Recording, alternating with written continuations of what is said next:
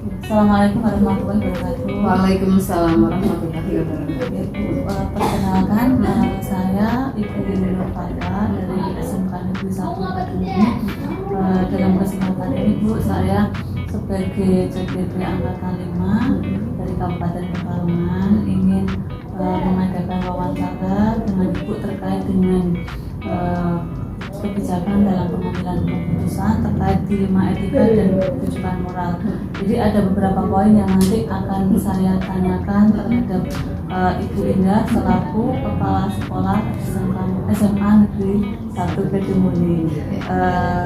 Kabar Ibu bagaimana Bu? Alhamdulillah sehat. Alhamdulillah sehat. Mungkin Ibu bisa memperkenalkan diri terhadap rekan-rekan yang nanti bisa melihat siapa yang saya wawancarai. Terima kasih Bu Fatwa. Assalamualaikum warahmatullahi wabarakatuh. Saya Ibu Indah Muslihatun, MPD. Kebetulan pada tahun ini diberi tugas untuk memimpin SMA Negeri 1 Kediri sejak Januari 2020. Berarti baru nih Bu ya? Iya. Meskipun baru, tentunya kan Ibu punya pengalaman selama menjadi pemimpin di SMA Negeri 1 Kediri ini. Jadi nanti ada beberapa poin yang ingin saya tanyakan ke Ibu. Nanti mohon untuk bisa menjawabnya sesuai yang Ibu alami selama berada di sekolahan ini.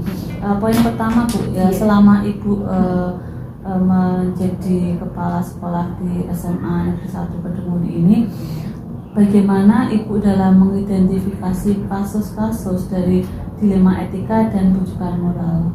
Bagaimana? Iya. Untuk mengidentifikasi kasus, yang pertama biasanya ada aduan, ada aduan dari warga sekolah, baik itu dari siswa maupun dari guru.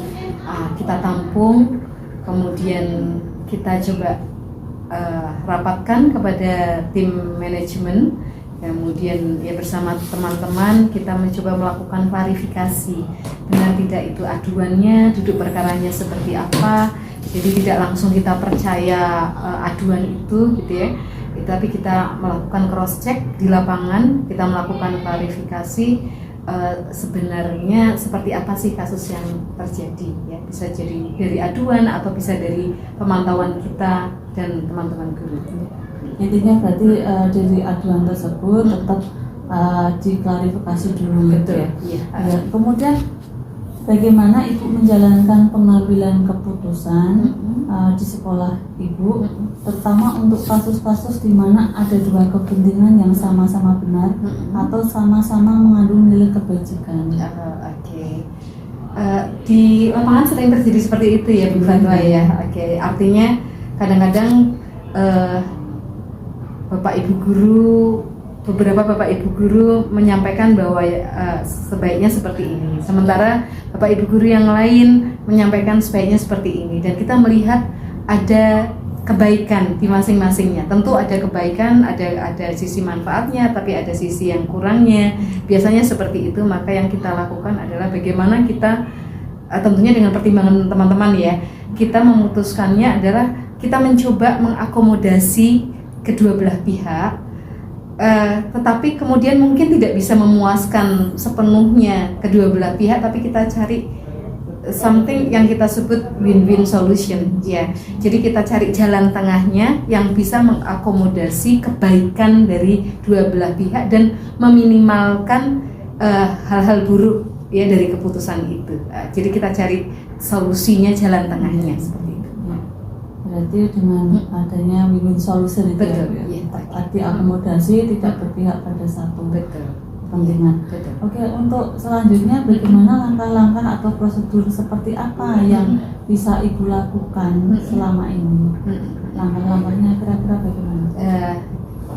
Pertama kita melakukan diskusi, kita musyawarahkan dengan tim manajemen ya, kita ada tim manajemen, kita dengarkan masukan-masukan dari Bapak Ibu dari tim, dan biasanya memang juga ada polarisasi pendapat seperti itu ya, kita dengarkan, kemudian kita coba cari jalan tengahnya, mencoba memahamkan kedua belah pihak kenapa kita harus mencari, kita harus memutuskan keputusan itu, gitu. Dan kita berusaha transparan dengan segala hal, kita sampaikan bahwa yang ini baiknya seperti ini ABC, buruknya seperti ini ABC, yang ini baiknya seperti ini, yang ini baiknya buruknya seperti ini. Nah, kita coba cari jalan keluarnya. Kita paparkan di situ. Kemudian kalau memang sudah menjadi keputusan bersama tim, kita baru paparkan ke Bapak Ibu guru yang lain secara umum. Berarti ada pemaparan secara umum. Iya. Oke. Tapi begitupun misalnya nih, ketika sudah kita paparkan, yang namanya orang kan kadang-kadang mendapat tim itu kan juga terbatas ya, orang-orangnya kan cuma tertentu. Kita paparkan ke umum, ternyata kok ada dari Bapak Ibu guru, biasanya yang senior ini, yang melihat ada sudut pandang yang lain yang kita tidak lihat sudut pandang itu, kemudian mereka menyampaikan pendapatnya dan kita merasa itu lebih baik daripada yang kita putuskan, maka kadang-kadang kita mengubah keputusan itu karena kita melihat bahwa ini ada yang lebih pas ternyata dari keputusan tim. Berarti juga direfleksikan ya Bu ya. Betul. Oke, untuk poin selanjutnya, hal-hal apa saja yang selama ini Ibu anggap efektif dalam pengambilan keputusan pada kasus-kasus dilema etika? Hal-hal yang efektif itu apa saja Bu? Yang pertama tentunya kita harus melihat ya, mana yang lebih prinsip yang harus kita utamakan, ya. Yang lebih penting kita utamakan, ya, mengidentifikasi. Kemudian berikutnya tadi ketika kita pahami bahwa itu sama-sama berdasarkan prinsip yang kuat, yang kita yakini itu benar, ya kemudian kita florkan kepada teman-teman. Kita lihat sudut pandang yang lebih objektif ya, karena kita nggak bisa kan ya kita hanya percaya pada sudut pandang kita saja, karena kadang-kadang memang ada sudut pandang lain yang kita nggak lihat gitu, dan itu dipaparkan oleh teman kita gitu ya, gitu. Kemudian berdasarkan pendapat teman-teman yang lain, pokoknya kita prinsipnya mana yang lebih bermanfaat, yang lebih mendatangkan kemanfaatan dari dua hal yang harus kita ambil gitu. Ketika Ibu menghadapi seperti itu, tentunya kan ada hal-hal di sini terkait pengambilan keputusan kasus tersebut, tentunya ada tantangan. Nah, tantangan itu yang Ibu hadapi apa? Tantangannya adalah menghadapi teman-teman yang kadang-kadang tidak bisa memahami sudut pandang orang lain. Teman-teman yang memaksakan kehendaknya agar ya harusnya seperti ini, tanpa mau memahami keadaan, tanpa mau memahami pertimbangan-pertimbangan yang lain. Jadi kadang-kadang memang kita harus menghadapi kekecewaan orang lain, karena yang namanya keputusan kan tentu tidak bisa memuaskan semua orang. Iya, kita nggak bisa menyenangkan semua orang dengan keputusan kita kan. Kemudian untuk selanjutnya, apakah Ibu punya jadwal tertentu dalam sebuah penyesuaian kasus dilema etika tersebut? Kalau jadwal sih mungkin tidak dijadwal ya, tetapi ya berdasarkan insidental aja lah. Ketika ada permasalahan muncul, ya langsung kita selesaikan segera. Berarti setiap ada kasus tentang dilema etika, berarti langsung insidental diselesaikan segera. Tidak menunggu nanti jadwalnya kapan gitu, enggak. Gitu. Berarti belum punya jadwal untuk menetapkan, tetapi segera diselesaikan. Kalau misalnya prosedur seperti apa yang kira-kira, kan itu secara insidental langsung insidental. Prosedurnya bagaimana?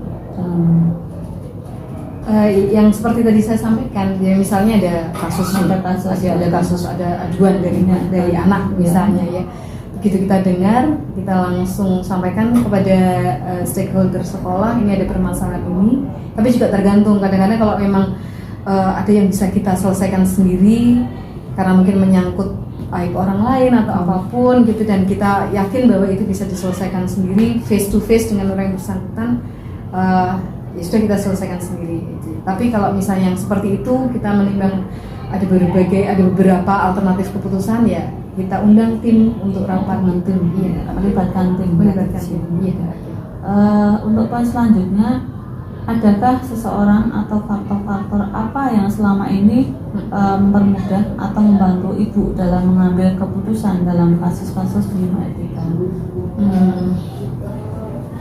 Yang menguntungkan adalah teman-teman yang idealis. Jadi saya melihat bahwa di sini masih ada banyak teman, cukup banyak teman-teman senior utamanya yang bekerja dengan idealisme tinggi, ya, oke. Mereka memang benar-benar ingin memajukan sekolah.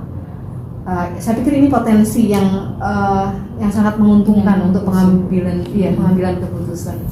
Paling tidak kita ada dukungan lah ketika kita akan memutuskan sesuatu yang baik. Berarti intinya banyak dukungan dari teman-teman senior masih idealis tersebut.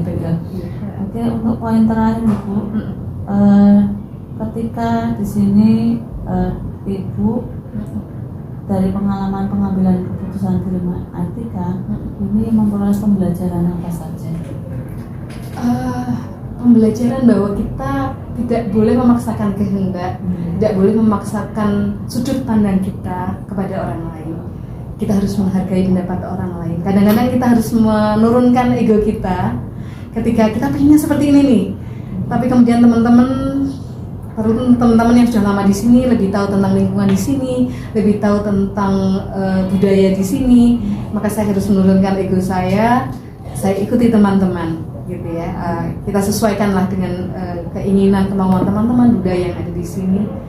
Yang jelas pelajarannya yang saya bisa ambil adalah kita tidak perlu memaksakan pendapat kita kepada orang lain. Terima kasih Bu Endah tadi sudah memberikan panjang lebar penjelasan tentang pengambilan keputusan terkait dengan dilema etika dan kewajiban moral. Saya mengucapkan terima kasih atas sharingnya. Semoga ini bisa bermanfaat untuk kita semua untuk sharing bahwa di dalam sebuah komunitas, kemudian di sekolahan tentunya itu kan banyak kasus-kasus yang butuh suatu solusi. Ini menjadi satu referensi bagi kami semua bahwa ternyata dalam menghadapi di sekolah itu tidak mudah, butuh suatu perjuangan, di sini. Saya mendapatkan satu pengalaman baru. Terima kasih banyak. Saya mohon izin setelah ini untuk mengupload tugas saya ini Bu. Kalau misalnya nanti saya upload di YouTube, siap. Matur nuwun Bu. Sama-sama. Terima kasih. Assalamualaikum warahmatullahi wabarakatuh. Waalaikumsalam warahmatullahi wabarakatuh. Waalaikumsalam warahmatullahi wabarakatuh. Selamat datang Guru Fatwa, guru penggerak dari SMK Negeri 1 Kedung di tempat kami SMK Muhammadiyah Kedungmulungan, Kabupaten Pekalongan. Jadi izinkan kami untuk bisa mewawancarai Pak Bambang Sundowo selaku Kepala Sekolah SMK Muhammadiyah Kedungmulungan ya Pak. Dalam kesempatan ini sedikit untuk berbincang-bincang tentang masalah tentang kasus-kasus terkait dilema etika dan rujukan moral. Ada beberapa poin penting di sini yang akan kami tanyakan. Nanti mohon Pak Bambang Sundowo berkenan untuk menjawabnya. Langsung saja Pak ya untuk pertanyaan yang pertama di sini. Selama ini bagaimana Bapak selaku Kepala Sekolah SMK Muhammadiyah Kedungmulungan dapat mengidentifikasi kasus-kasus dari dilema etika dan rujukan moral? Guru Fatwa yang kami hormati, bahwa berkaitan dengan dilema ya, moral etika, bahwa memang SMK Muhammadiyah Kedungmulungan ini kan sekolah yang berbasis agama ya. Maka yang utama dari SMK yang berbasis agama ini yang kita tanamkan adalah karakter Islami, sesuai dengan misi utama adalah Islami. Maka dengan Islami ini memang kita sudah atur etika moral, bagaimana seorang guru menjaga marwah terutama Islam dan keragaman Muhammadiyah, bagaimana siswa dan siswi kita etika bermuhammadiyah berislami seperti apa nih. Misalnya setiap pagi kita itu di depan pintu gerbang ya kita kembangkan senyum, sapa, salam ya. Kemudian siswa-siswi tiap pagi itu ada sholat duha, kemudian ada BTQ, ada kultum. Kemudian setiap waktu zuhur, waktu asar, siswa-siswi Pak Ibu guru semua menghentikan aktivitas, semuanya masuk ke masjid. Lah dari situlah alhamdulillah Bapak Ibu guru, siswa-siswi semuanya itu memahami, karena sesuai dengan marwah di dalam Muhammadiyah adalah gerakan Islam, sehingga etika moral itu yang memang kita utamakan. Karena apa? Basis Islam itu kan yang kita utamakan adalah anak itu lulus punya berkarakter. Karena sekarang yang dibutuhkan adalah attitude-nya, karakternya. Masalah kompeten itu belakang, karena ada istilah minta ke wong bener lebih gampang daripada benar ke wong pintar. Terima kasih Pak. Jadi di sini sudah sangat rinci sekali ya Pak, dimana